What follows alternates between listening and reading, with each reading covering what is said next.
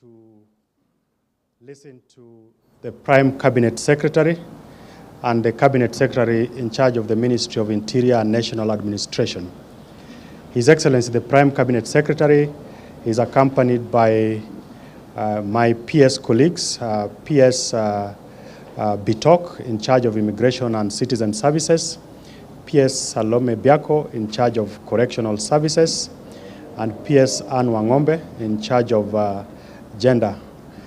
We also have the Inspector General of Police, Mr. Douglas Kanja, and his two deputies, DIG Masengeli and DIG Lagat, as well as the Director of Criminal Investigations and senior officials within the executive, particularly from the Ministry of Interior and National Administration.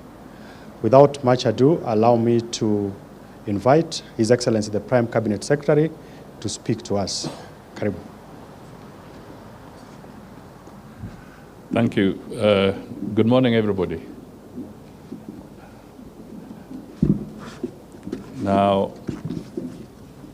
as we come to the close of the year, I think it's important that we have an opportunity to have a broad overview of what the year was like. And today, we would like to focus on matters that deal with security, because this is really the lifeline of all that we do as a nation. A secure nation allows you to do more, and we will be very balanced in what we convey to you, where we have had both successes and where we have also had challenges.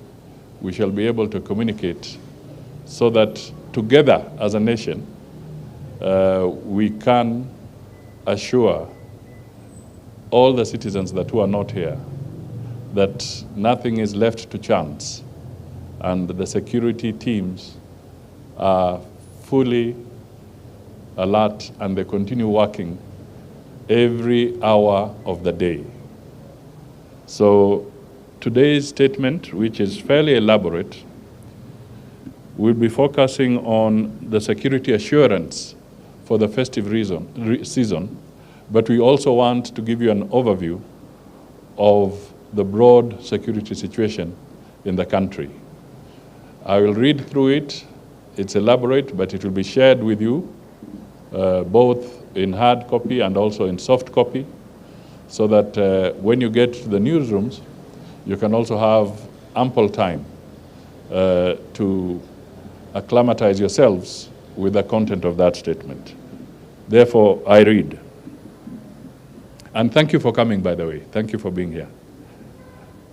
As we approach the festive season and prepare for the opportunities and challenges of the coming year, the Ministry of Interior and National Administration wishes to reaffirm our commitment to ensuring the safety and security of all Kenyans and residents within our borders.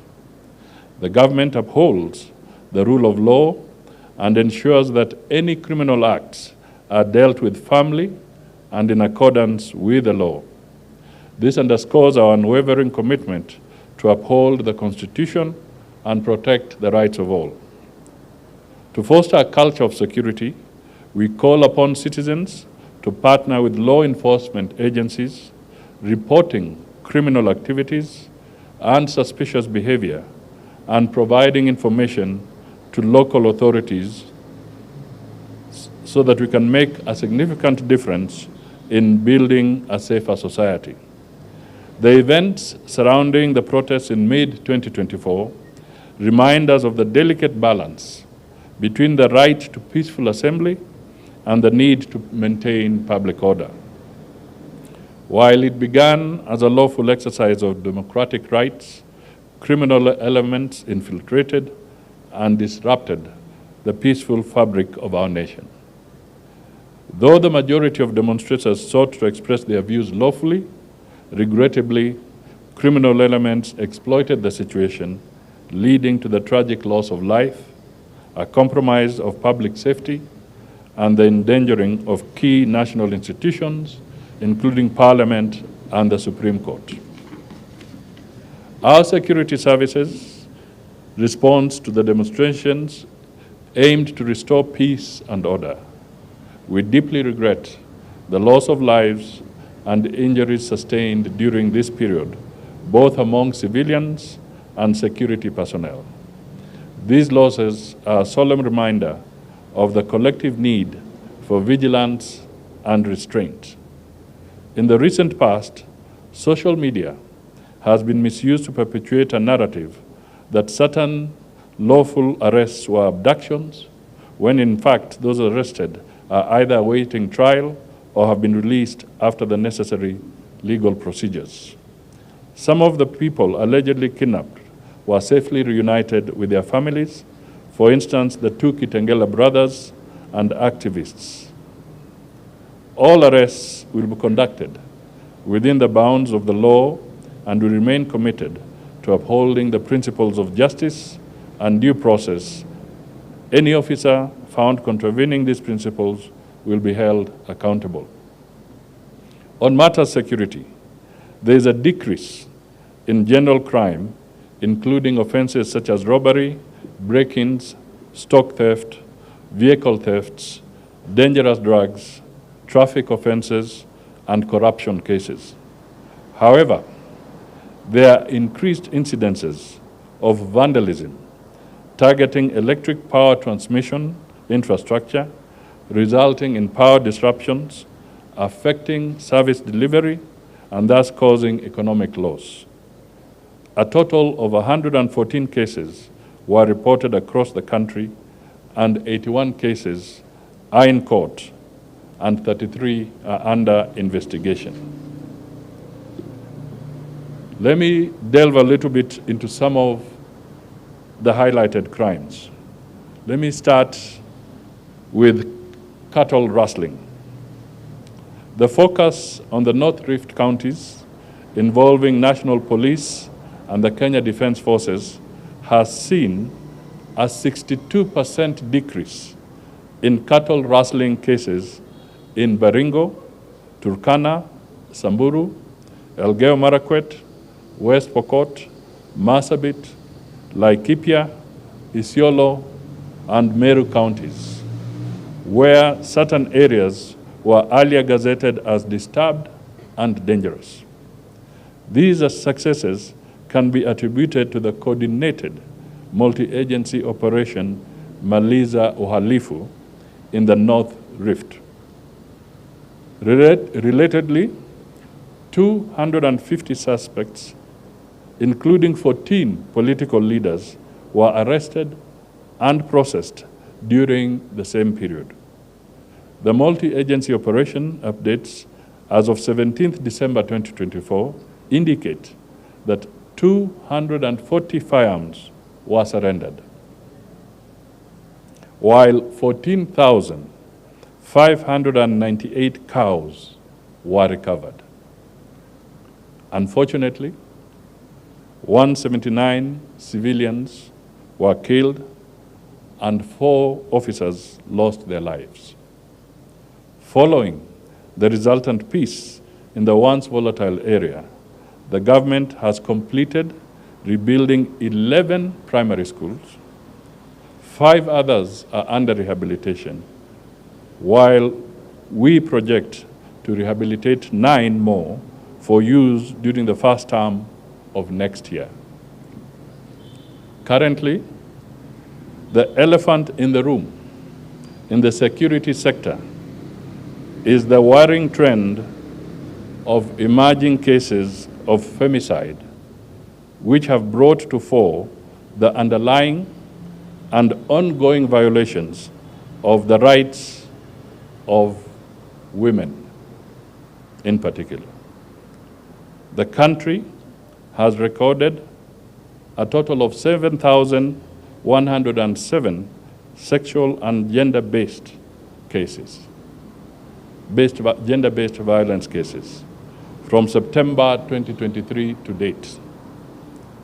Nairobi County recorded the highest number of SGBV cases, while Samburu and Mandera counties had the lowest incidence. There are 100 murders of women from August to November 2024. So far, the Directorate of Criminal Investigations has completed investigations on these, and the majority are pending before court. The Inspector General of Police has formed a specialized missing persons unit domiciled at the DCI Homicide Unit to deal with cases of femicide. In addition, His Excellency the President William Ruto, on Tuesday, 17th of December, 2024, that is earlier this week, directed the formation of a presidential working group on femicide. The team, to be gazetted soon, is expected to deliver actionable proposals and address femicide issues within 90 days of its creation, so that there can be a structured approach based on their recommendations. On road accidents, the country has recorded an increase in serious injury due to road traffic accidents, rising by about 11% since 2023. There has, however, been a decrease in fatalities among drivers, passengers, pillion passengers, those are the ones who ride at the back of a motorcycle, and motorcyclists by 5.85%, 10%, 9%, and 10.05% respectively. The month of December normally records the highest number of fatalities. I therefore urge Kenyans in this festive season, especially public service vehicles, drivers, driving on long-distance trips, to be careful and drive safely.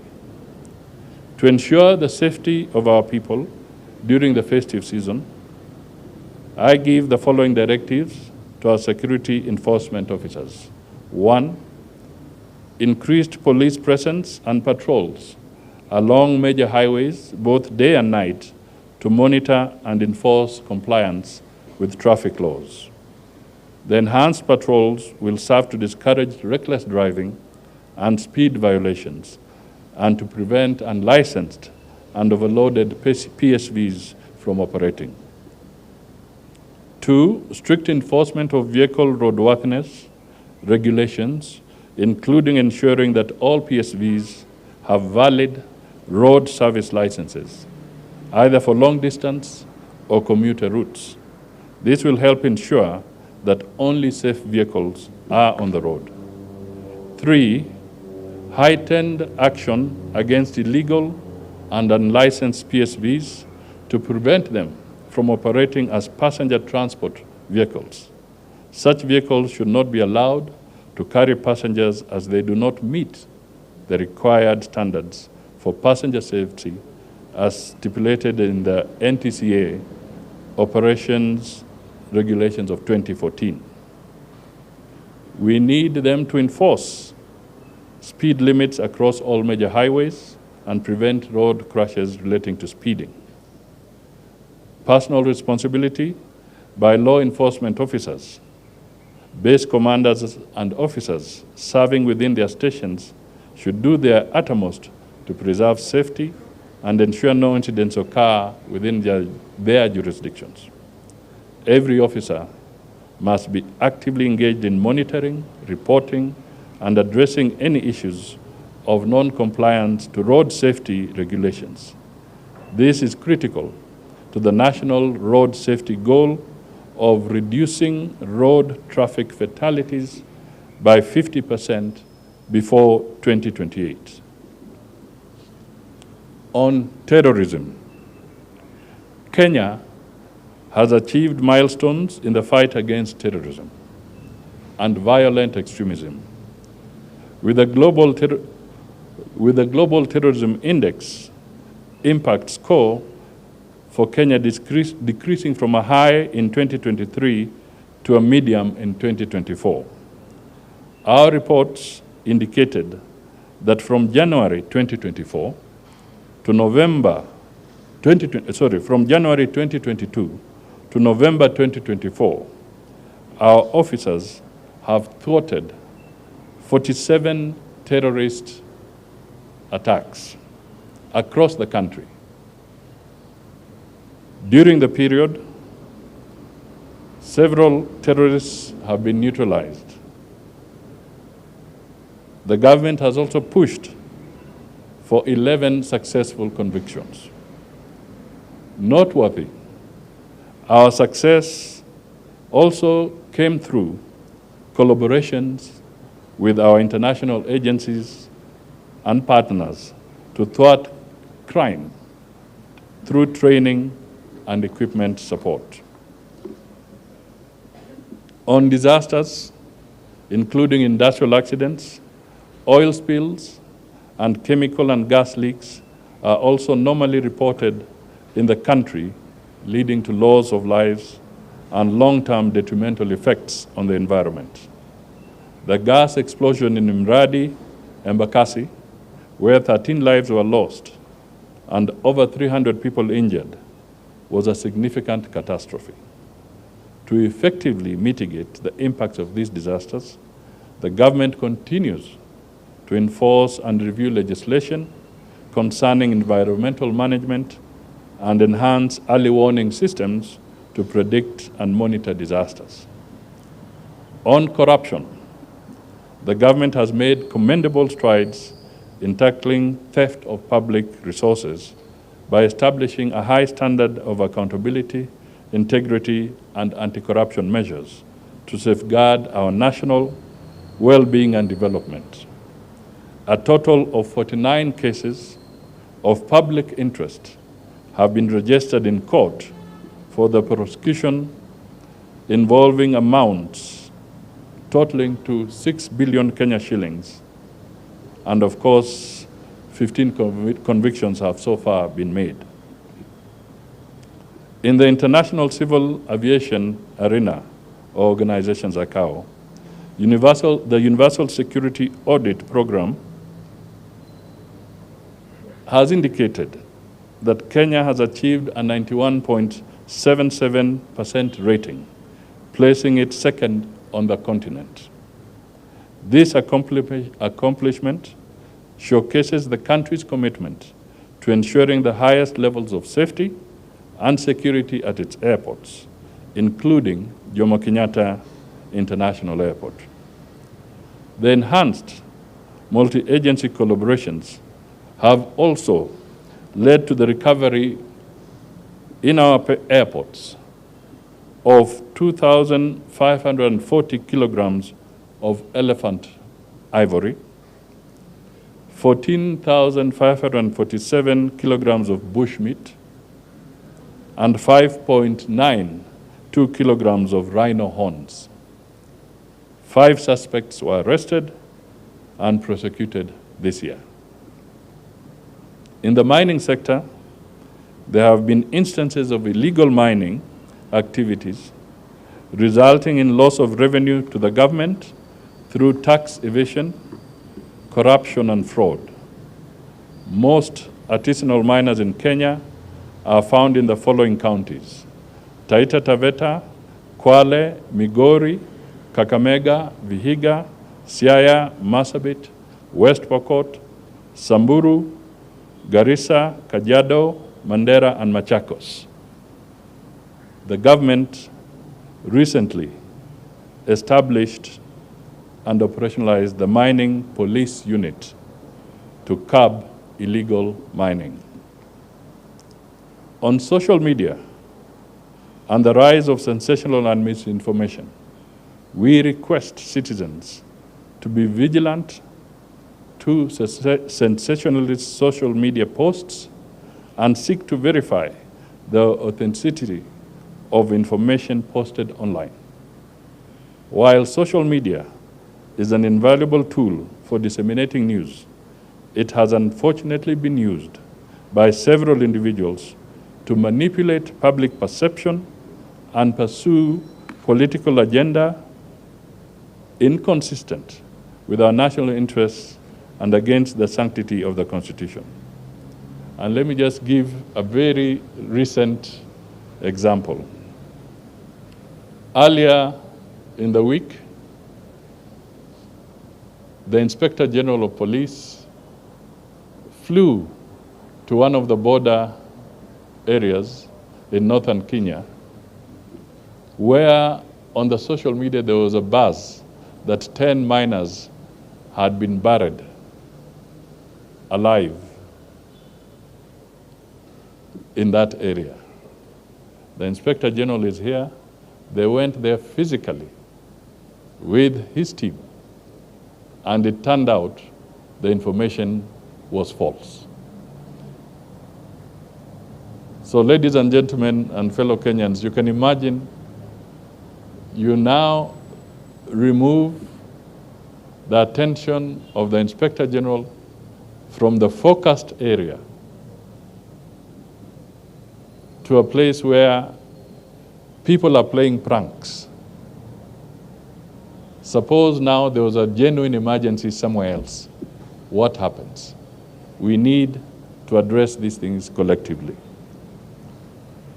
To our dedicated security personnel, the often unsung heroes and protectors of our safety, we owe a debt of gratitude.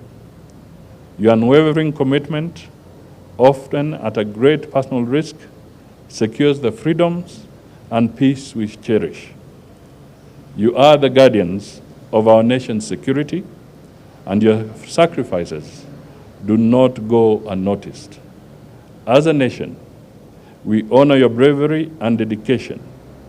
And ladies and gentlemen, it's important for you to note that between January to 17th December 2024, there were a total of 55 deaths. In the last 6 years, we have lost 383 officers in the line of duty. This year, 830 officers have been injured in the line of duty. This is data that is critical because we sometimes forget that the security agencies are human. On the State Department for Immigration and Citizen Services in 2024, there were remarkable strides in enhancing the service delivery and easing and expanding access to government services and fostering inclusivity in public services. We have streamlined operations to improve the service delivery and address delays in passport and document processing. On e-citizens, we have onboarded over 22,000 government services available online, and 375,000 Kenyans visit the e-citizen platform daily. Listen to that, 375,000 daily for different services. Over 13 million users are registered on e-citizen platform.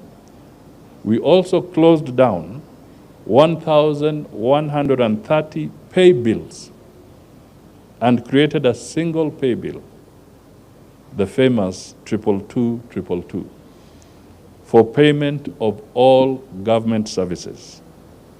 This has resulted in the collection of Kenya shillings 900 million daily. We invested in 2 modern printers with a combined capacity of producing 500 passports per hour. This investment in tandem with the procurement of 1 million passport booklets, the recruitment of 300 immigration officers, and modifications of physical facilities, effectively resulted in the clearance of a backlog of 609,805 passports. So basically, there is no backlog now. The Directorate also opened 2 new offices in Kericho and Bungoma, taking services closer to citizens and effectively easing pressure on existing offices. To encourage the uptake of job opportunities arising out of the government's efforts to secure foreign jobs for its citizens, the Directorate also set up special desks to hasten the issuance of passports. The Directorate also successfully introduced and approved 1,465,560 ETA applications, following the introduction of the visa-free regime in Kenya.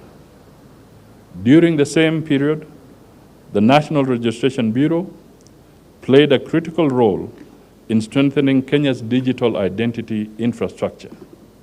The introduction and the rollout of the Maisha ecosystem, whose signature features include the Maisha card, the unique personal identifier, a digital version of the Maisha card, and the Maisha integrated database that is a one-stop authentication register for all Kenyans and notable milestones.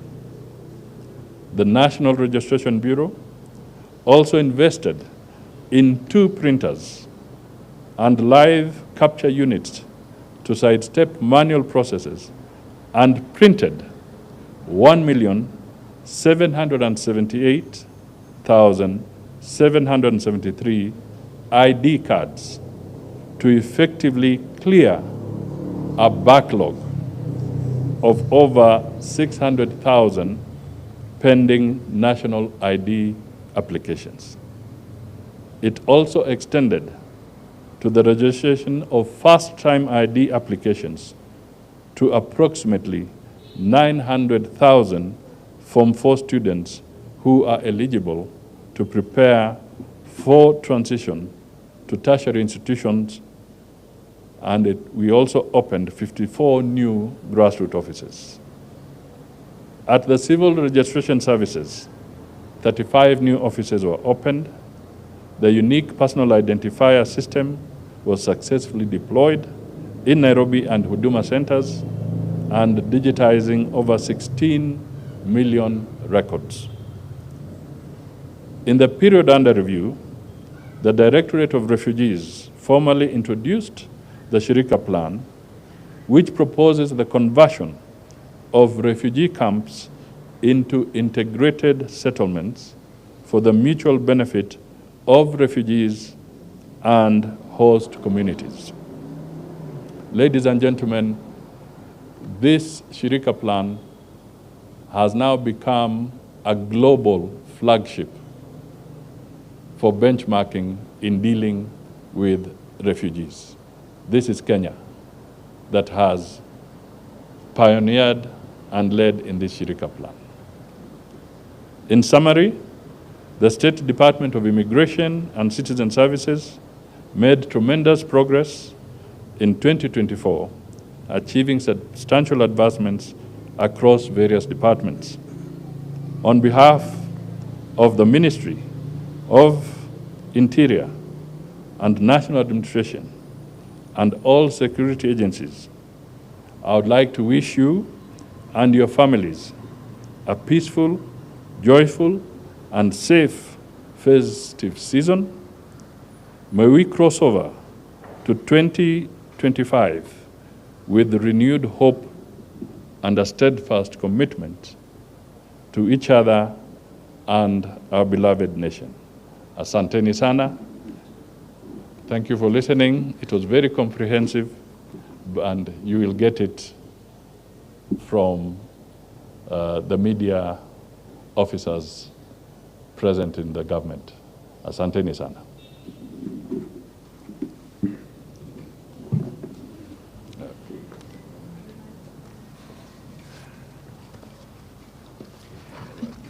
Maybe His Excellency can just take 2 questions.